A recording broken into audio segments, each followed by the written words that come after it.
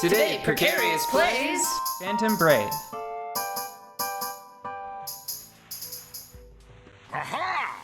Here it is! The family photo album. He's really slow if we caught up to him. Yeah. We found him! In this exact way. It's dangerous here, Mr. President. Please follow us outside. Her saying Mr. President there. In my mind, she's got Secret Service sunglasses and the little earpiece now. Ah, you're that Cromer I hired before. What the heck are you doing here? I'm here to save you. Your brother sent me. Come on, let's get out. No, we have a really good customer service policy. What am I doing here? I'm rescuing you from the monsters. We need to hurry. Come on. Exactly. This is my company. You can't tell me what to do. Your brother's out there waiting for you. My brother? Do you think I'm stupid? I ain't falling for that. Why would we be trying to trick you? Okay. No, really. Ringmaster Ham hired me to find and rescue you. Ham would never worry that much about me. Oh my We god. severed our ties years ago. Downstairs.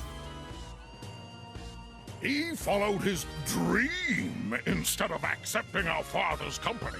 He's no brother of mine. But why? I think we're about to have some company, Morona. Stay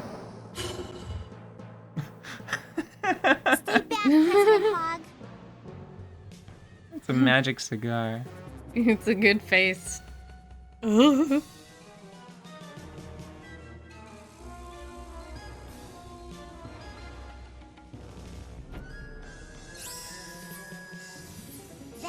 phantoms, aid me in battle. What's so funny? Chartreuse scale! The strength of the eyebrows is pretty funny to me. The whole thing, man. It's all good.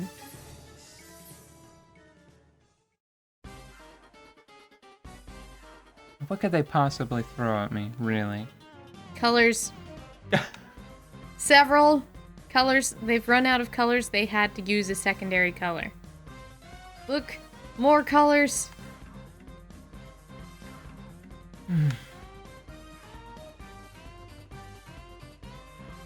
Aren't you worried? They used Dora, green. That's the sunbeam. fourth color. I'm concerned for your safety. I'm not. Three Those are colors is not probably- enough. What's going on here? Let's examine the situation.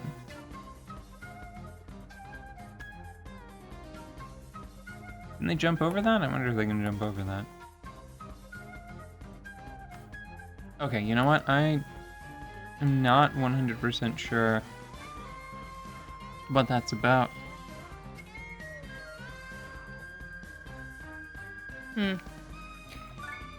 Like, I thought that it was gonna be a... Because it still destroy all red power, so I do have to fight them? Yeah. Oh, I think it is maybe closer to what I thought it was. Oh, that's really cute, though. You see that? They're color-coded. Yeah, I see that. So these guys are probably either gonna break those or throw them out of bounds. Mm-hmm. Which will let out the teeming horde. Mm-hmm. Yeah, that's accurate. Disgaea 5. I'm gonna not talk about it for a while after I'm done here today. Mm-hmm. Gotta get through some thoughts, some Disgaea 5 thoughts. If you look at them, the surface level, top level, right? Mm-hmm. The principal protagonists, the ones that they introduce first at the very least, Yeah. I would probably argue that Usalia contributes more to the plot, to the main story than Serafina. No. Kilia and Seraphina are the first two characters introduced. And it seems like they're gonna do like an almost like they have noticeable similarities to the protagonists of Disgaea 2.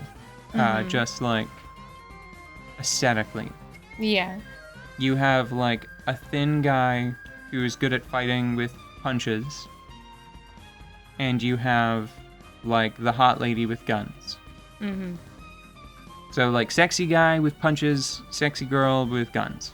That was the setup of Disgaea 2, and that's also how Disgaea 5 starts.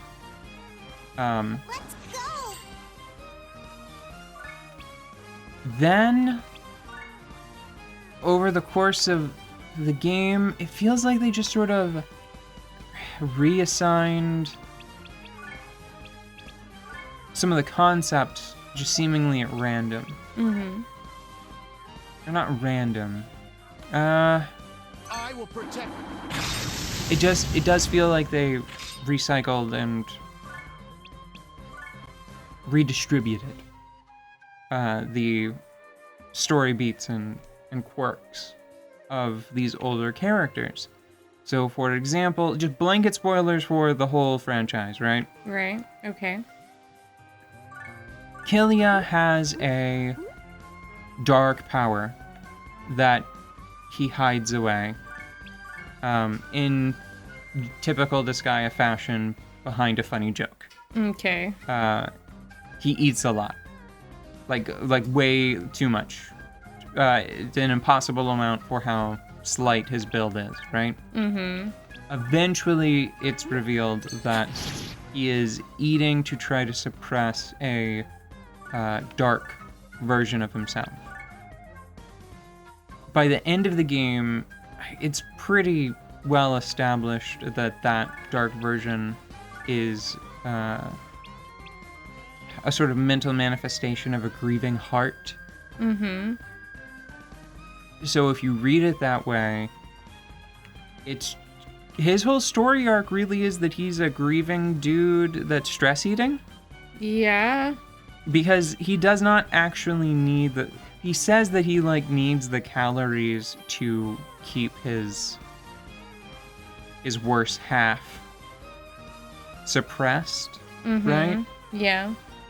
But whenever you think, like, no, man, you sort of, like, invented that dark reflection of yourself because you were sad. Yeah. You did this to you. Well, I mean... Kinda. It's... I am condensing... Kilia, as, like, the person in the box, gets more attention than a lot of the characters. Yeah. So I'm oversimplifying a touch, but... Yeah, I would say that that's a pretty concise summation.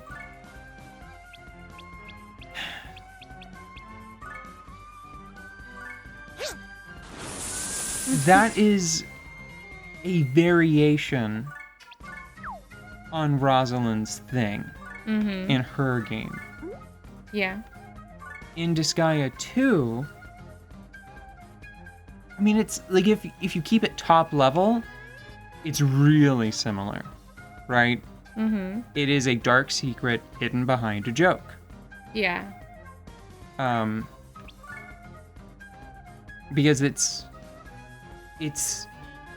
like the Disgaea way. They introduce something goofy, and then it's like, that thing you wrote off as a joke was foreshadowing for something really sad. Yeah.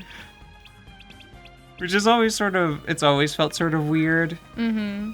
Because it's like, haha, King Kerchevskoy, check out the Laharl's dad, choked to death on a dark pretzel.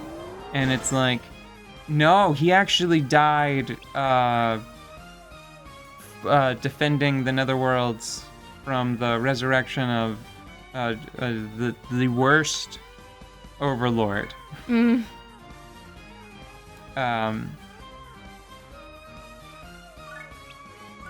So Rosalind, in her game, it starts with Adele's mom at the request of Adele.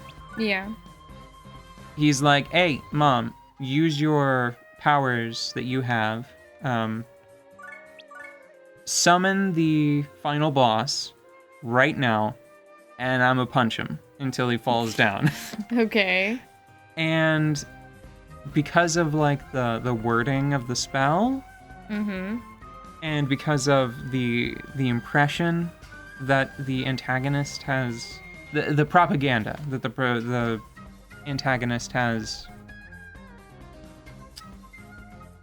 let filter out into the world, Adele's mom summons, like, the strongest overlord, Xenon, I think is the name.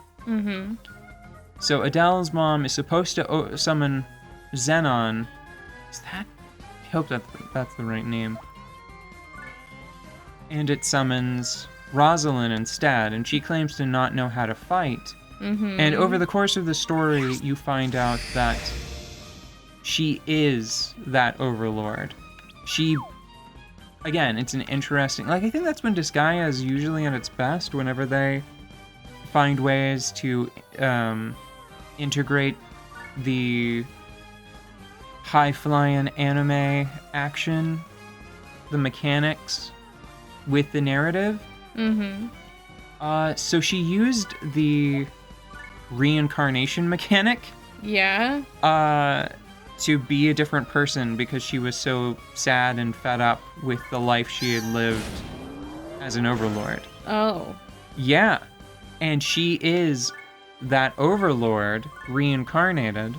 But Her father, in big-ass quotation marks, whenever she reincarnated, I guess he, like, smacked her in the back of the head, so she forgot more than she was supposed to. And then was like, you're my daughter, and I'm a badass overlord, and now I'm going to terrorize the land using your name. I mean my name.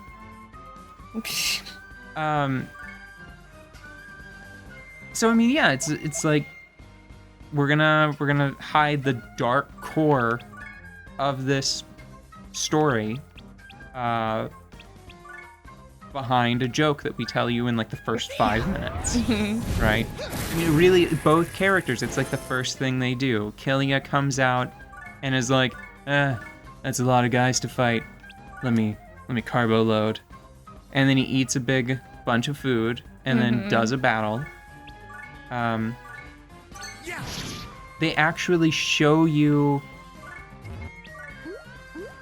like, one of Rosalind's things is she's really proud to be able to, like, manifest her family's coat of arms. Like this seal, the sigil of proof of heritage. yeah.